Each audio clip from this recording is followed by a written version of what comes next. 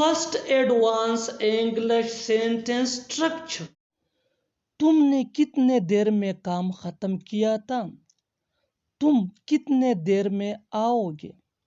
وہ کتنے دیر میں ایک کتاب پڑھ سکتا ہے؟ تم کتنے دیر میں وہاں پہنچو گے؟ ان جملوں میں ہم بول رہے ہیں کتنے دیر میں.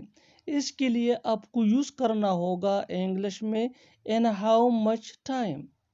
in how much time mean کتنے دیر میں. آئیے کمپلیٹ اسٹرکچر سمجھتے ہیں. in how much time plus helping verb plus subject plus main verb plus other words plus question mark. آگے ڈیٹیل سے سمجھاتا ہوں مثالوں سے. Let's see some example for better understanding. تم نے کتنے دیر میں کام ختم کیا تھا؟ In how much time did you finish the work? In how much time did you finish the work? تم کتنے دیر میں آؤ گے؟ In how much time will you come? In how much time will you come? وہ کتنے دیر میں ایک کتاب پڑھ سکتا ہے؟ In how much time can he read a book?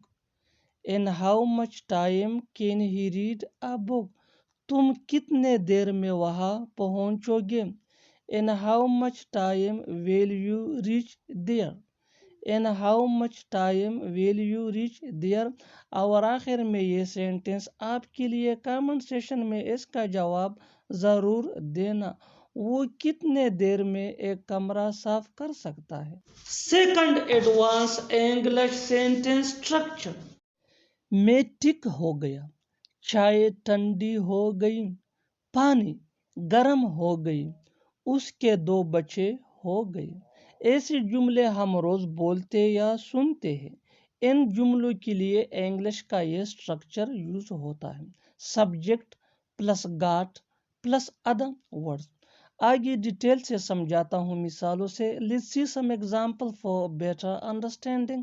میں ٹھیک ہو گیا ڈیلی روٹین کا کامن سینٹینس ہے جو ہم ضرور بولتے یا سنتے ہیں. میں ٹھیک ہو گیا. I got well. I got well. چائے ٹھنڈی ہو گئی. The tea got cooled. The tea got cooled.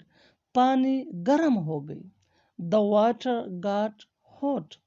The water got hot. اس کے 2 بچے ہو گئے. He got 2 children. He got 2 children. اور آخر میں یہ سینٹنس آپ کے لیے کامنٹ سیشن میں اس کا جواب ضرور دینا. کھانا ہو گیا یعنی کھانا تیار ہو گیا. Subscribe to English PS for more advanced English sentence structure. Thanks manana.